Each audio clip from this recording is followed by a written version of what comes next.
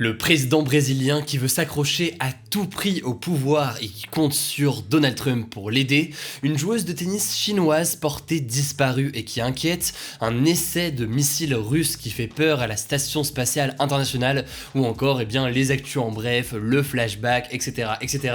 Salut, c'est Hugo, j'espère que vous allez bien. Comme chaque jour du lundi au vendredi, on est parti pour un nouveau résumé de l'actualité en moins de 10 minutes. Au passage, un résumé avec un rhume qui a quasiment disparu depuis hier. Ça fait plaisir, merci quand même pour tous vos messages hier.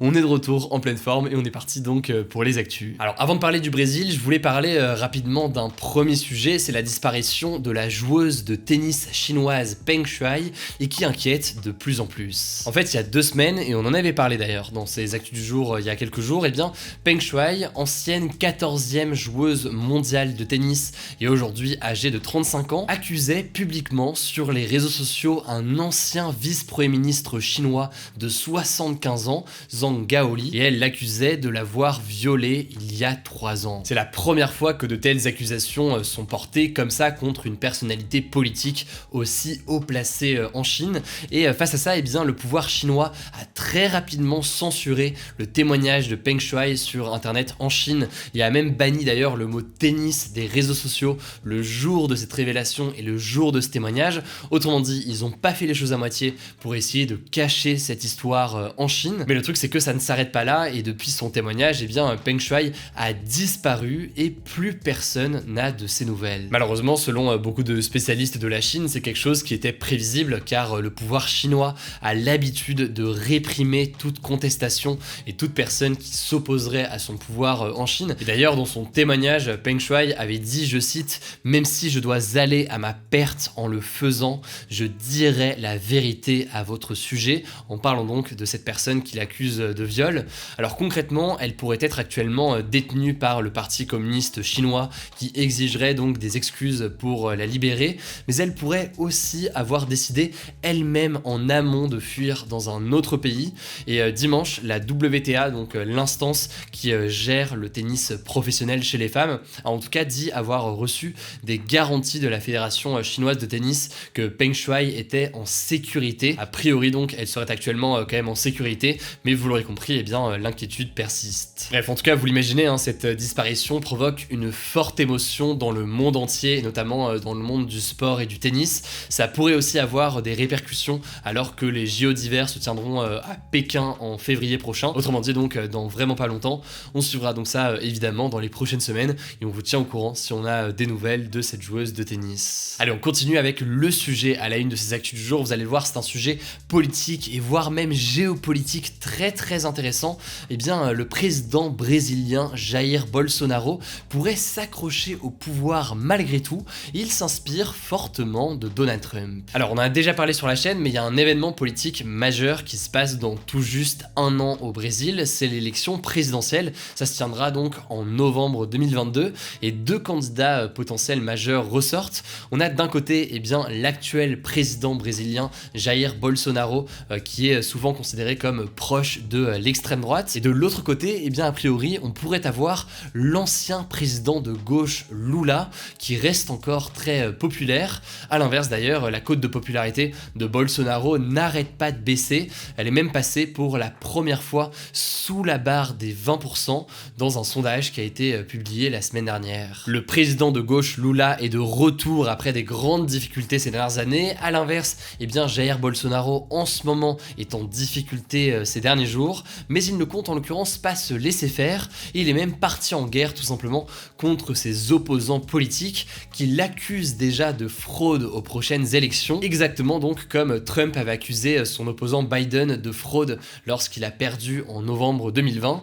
Bolsonaro a notamment déclaré, je cite, « Seul Dieu peut me faire partir du pouvoir ». Et justement, pour arriver à ses fins et essayer de rester au pouvoir, Bolsonaro compte s'appuyer sur des soutiens un peu particuliers, dont certains font partie de l'entourage de l'ancien président américain Donald Trump. Alors selon une enquête du New York Times, certains proches de Trump ont en effet profité de la présence du fils de Donald Trump à une conférence au Brésil récemment pour nouer des contacts avec Bolsonaro et conseiller l'équipe de Bolsonaro. De l'autre côté, on a aussi le fils de Jair Bolsonaro, Eduardo Bolsonaro, qui s'est rapproché et qui a des contacts étroits avec certaines figures de la droite ou de l'extrême droite aux États-Unis et qui pourrait donc le conseiller. Il y a donc un rapprochement comme ça entre la droite aux États-Unis et la droite au Brésil. Mais alors concrètement, comment est-ce que tout ça pourrait fonctionner? Eh bien aux États-Unis, la stratégie de Donald Trump de remettre en cause comme ça l'élection a échoué car les institutions démocratiques comme la Chambre des représentants, le Sénat, la Cour suprême, etc.,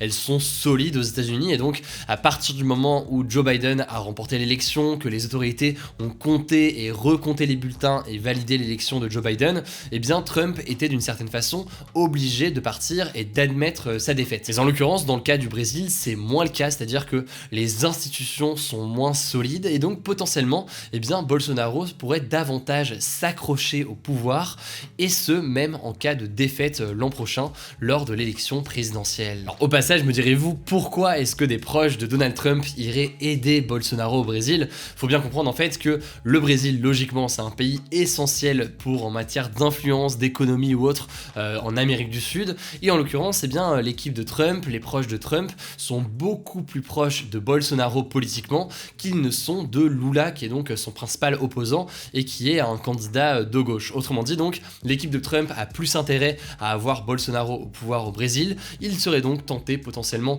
de l'aider à rester au pouvoir, d'où ces prises de contact et ces rapprochements ces derniers jours, selon plusieurs enquêtes. C'est donc un sujet géopolitique qui est super intéressant. De notre côté, je l'ai déjà dit, mais on a toujours en tête potentiellement d'aller au Brésil en novembre prochain pour aller couvrir cette élection présidentielle au Brésil. On verra donc ce qu'il en est dans un an. En tout cas, si c'est un sujet qui vous intéresse, n'hésitez pas à me le dire dans les commentaires. Et si vous voulez des reportages qu'on a fait au Brésil, on en a fait deux. On a fait un documentaire en Amazonie et un reportage sur les favelas. On a tourné ça il y a 1 an et demi au Brésil. Du coup, si ça vous intéresse, eh bien, je vous mets des petits liens directement en description. Allez, on continue avec les actualités en bref et on commence avec ce premier sujet. Un camp de 1500 migrants a été évacué par la police. Ça s'est passé tôt ce mardi matin à la Grande Sainte dans le nord de la France, donc à côté de Dunkerque. Le gouvernement a expliqué que c'était pour mettre les migrants à l'abri cet hiver, mais plusieurs organisations s'inquiètent en réalité de cette situation. Ils ne font pas confiance au gouvernement, et ce notamment parce que selon le journaliste sur place Louis Witter, la police aurait découpé les tentes des migrants, les rendant donc complètement inutilisables. 2 militants sont d'ailleurs toujours en grève de la faim depuis 37 jours pour protester contre ces évacuations et contre le traitement que le gouvernement et la police fait de ces migrants. La deuxième information aujourd'hui, c'est que le candidat de gauche pour la France Insoumise à la présidentielle, donc Jean-Luc Mélenchon, ainsi que la députée Danielle Obono et les journalistes Mathieu Bollard ou encore Taha Bouaf ont porté plainte, et ce suite à des menaces de mort les visant. En gros, un groupe d'extrême droite sur le réseau social Telegram a appelé tout simplement à les tuer en mettant notamment des caricatures et des photos d'eux avec une cible sur leur front, et donc ils portent plainte notamment pour menaces de mort. On vous tiendra au courant de la suite de ce dépôt de plainte. Pour la troisième information désormais, c'est une information assez étonnante. Je voulais vous parler d'un missile anti-satellite qui a été tiré ce lundi par la Russie et qui a directement menacé les astronautes qui sont actuellement au sein de la station spatiale internationale.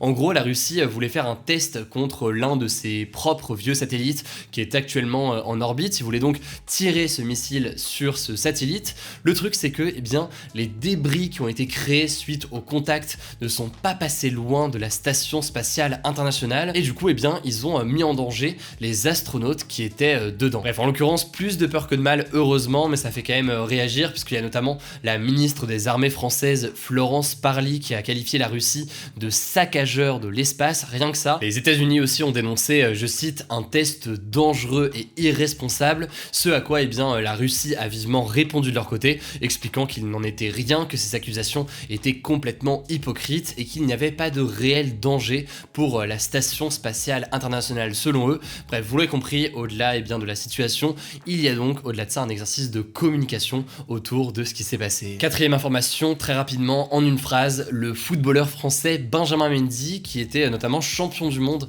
en 2018 avec avec l'équipe de France, est accusé de 2 nouveaux viols au Royaume-Uni, un pays où il joue actuellement pour l'équipe de Manchester City. Il faut savoir que Benjamin Mendy était déjà jusqu'ici en détention provisoire depuis le mois d'août, puisqu'il avait déjà été accusé de 4 viols et d'une agression sexuelle. Là, c'est donc 2 nouvelles accusations qui viennent s'ajouter à tout cela. On vous tient au courant, évidemment, dans les prochains jours. Enfin, la dernière information de ce En Bref, c'est une évolution en quelque sorte dans la langue française qui fait fortement débat et fortement réagir ces derniers jours. Le pronom personnel neutre yel, qui est donc le mélange de il et de elle et qui s'écrit IEL, a fait son entrée pour la première fois dans un dictionnaire, en l'occurrence le dictionnaire Le Robert.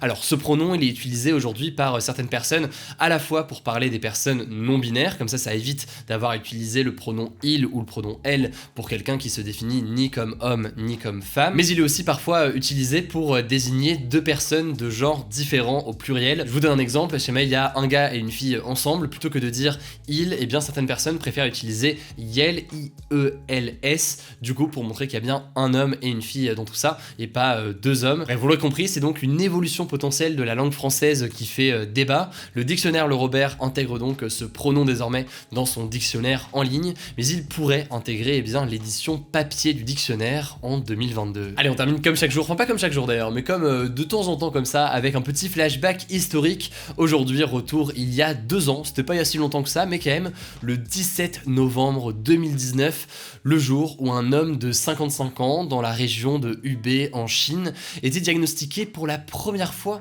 d'une étrange maladie, une maladie qu'on allait ensuite identifier comme étant le coronavirus, le Covid-19 plus précisément. Il faut savoir que l'origine de la maladie fait toujours débat aujourd'hui, mais ça me semblait assez intéressant donc de mentionner cette date qui montre qu'on approche des 2 ans de l'apparition de la pandémie. C'était donc le premier cas diagnostiqué le 17 novembre 2019, il y a tout juste 2 ans. Alors le débat hier c'était le suivant, la COP26 est-elle une réussite? Vous le voyez actuellement avec les résultats, la réponse pour l'immense majorité d'entre vous c'est non. Quant au débat aujourd'hui, eh bien il n'y en a pas, du coup c'est tout pour ce nouveau résumé de l'actualité en moins de 10 minutes. Du coup je le rappelle pour ceux qui ne le savent pas forcément, vous pouvez vous abonner pour être sûr de ne pas louper les vidéos suivantes. Pensez d'ailleurs pourquoi pas à activer les notifications, c'est ce qui vous permet aussi de ne pas les louper. Rendez-vous sur la chaîne principale pour d'autres contenus, je vous mets le lien là aussi en description. Prenez soin de vous, prenez soin de vos proches et on se dit à demain pour une nouvelle vidéo.